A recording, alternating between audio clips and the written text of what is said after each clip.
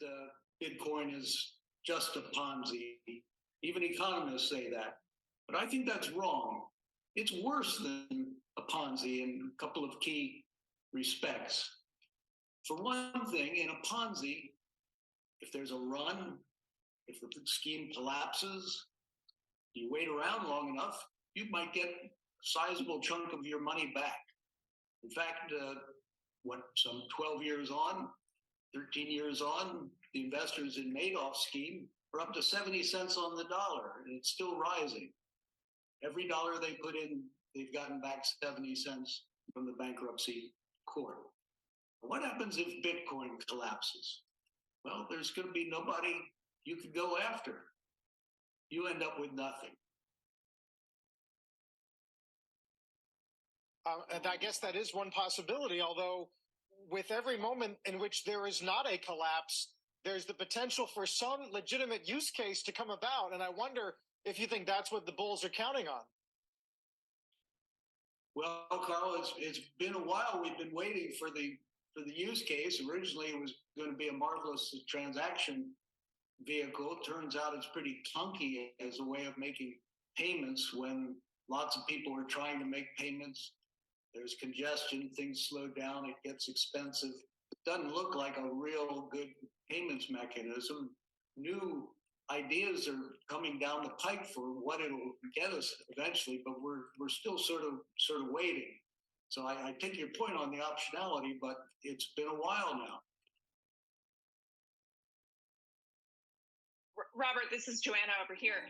You make a strong point in your piece about the cost being a lot around the miners and the electricity we're using. There's some that say this is going to go down. Would that affect your argument at all? Well, Joanne, thanks for bringing that up, because I really want to make the point that there's another respect in which Bitcoin and Ethereum to date are worse than a Ponzi, and that is that they're negative-sum games. What is a Ponzi? Ponzi, you take from Peter, you give to Paul. You might cut yourself in for some, but basically it's a redistributive game. With Bitcoin, though, every day there's money being paid to miners by investors.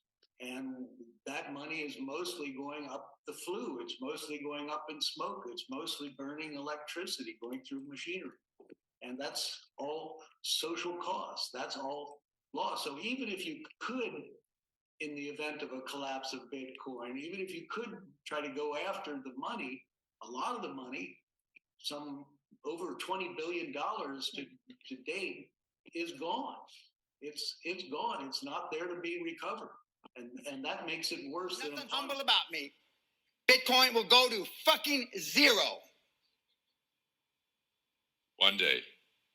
And a microsecond, whoop, like that. 99.999% of the people that own Bitcoin are fucking morons. Retarded imbeciles. That's just it. Some of you in this room fall into that category. If you knew who was really behind Bitcoin,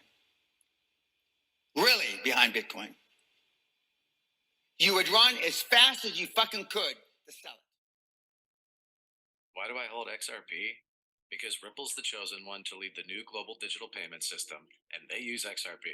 In 2013, the Federal Reserve began looking for faster payments options. 2 years later, an action plan was born and a federal payments task force was created. It included one company focused on crypto, Ripple. In 2014, the World Bank and Better Than Cash Alliance, which includes the Bill and Melinda Gates Foundation, Clinton Global Initiative, and the governments of 32 countries, put out a report called The Opportunities of Digitizing Payments. 1 year later, the Better Than Cash Alliance featured one crypto company on their website, Ripple. Today, Better Than Cash Alliance and all other UN initiatives are focused on a single agenda, the Sustainable Development Goals for 2030. You can see the SDGs logo on Bill Gates' lapel, world-leading companies, the Better Than Cash Alliance website, and on the UN's official exchange, Exchange. What crypto is Exchange officially utilizing for their carbon credit solution? XRP. The world will move to a new international standard for exchanging electronic messages between financial institutions by 2025 called ISO 20022.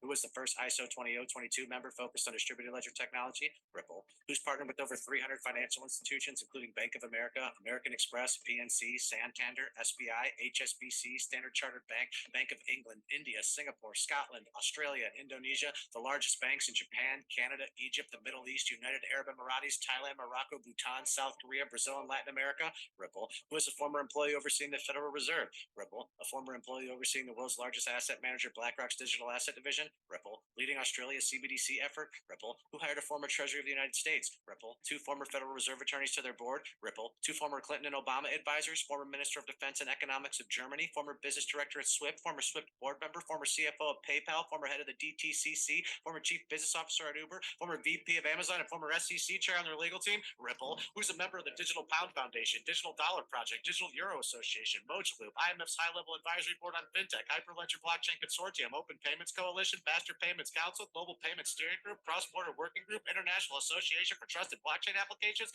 Crypto Climate Accord, University Blockchain Initiative, World Wide Web Consortium, and a featured partner of the World Economic Forum with 3 members of their team directly listed on the WF website, Ripple,